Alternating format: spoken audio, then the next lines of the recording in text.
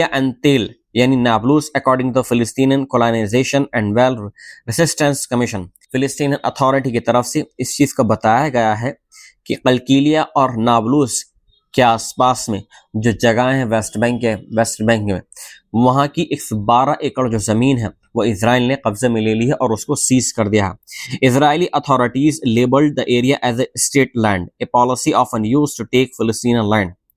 और अब इजराइल ये बोल रहा है कि ये उनकी अपनी खुद की ज़मीन है, ये फिलिस्तीनी की ज़मीन नहीं है। वो कह रहा है कि ये हमारी स्टेट की ज़मीन है, ये एज इजरायली स्टेट की ज़मीन है, इसमें कोई बिल्कुल भी फिलिस्तीन अथॉरिटी का कोई दखल अंदाजा इसमें नहीं है।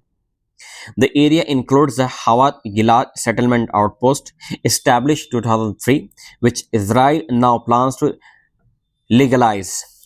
एक हवात गिलाड एक सेटलमेंट आउटपोस्ट है, एक एरिया है जिसको 2003 में एक इस्टेब्लिश किया गया था और इसके आसपास एक इवन उसको प्लान बनाया गया है जहां पर मतलब इजरायली सेटलर्स को बसाया जा सके।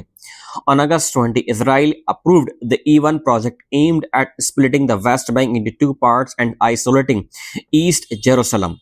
एक E1 जो प्लान है, एक जो प्रोजेक्ट है, मैं आपको बताता हूँ ये क्या है। देखिए, जो वेस्ट बैंक, एक वेस्ट बैंक है, पूरा वेस्ट बैंक है, उसके बीच में से एक बहुत बड़ी सड़क उन्होंने खींच दी है और इस सड़क के जो दरमियान साइड में है एक E1 प्लान बनाया गया है। एक बहुत बड़ी ज़मीन इजराइल ने अपने कब्जे में ले ली है और यहीं पर एक बहुत बड़ी कॉलोनी यहाँ पर बसाई जाएगी जहाँ पर कम से कम 30,000 के आसपास जो इजरायली सेटलर्स हैं उनको बसाया यहाँ पर जाएगा। The UN and international community considers Israeli settlements illegal under international law and a theater to the two-state solution. जो UN ऑर्गेनाइजेशन है, इंटरनेशनल ऑर्गेनाइजेशन और जो कम्युनिटीज हैं उन्होंने बिल्कुल इसको इलीगल कहा है कि बिल्कुल इलीगल है, हम इसको नहीं मानते।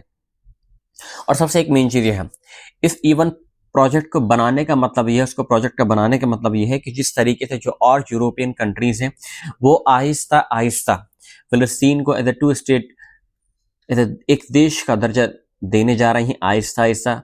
बार्सिलोना ने ऐलान कर दिया है कि वो UN असेंबली के अंदर फिलिस्तीन को देश का दर्जा दे देगा। इस चीज़ को रोकने के लिए इजराइल को डर है कि कहीं पूरे वर्ल्ड, कहीं पूरा यूरोप फिलिस्तीन को देश का दर्जा ना दे दे। अगर दे देगा तो इजराइल को गजा की सरजमी, वेस्ट बैंक की सरजमी और पूरे फिलिस्तीन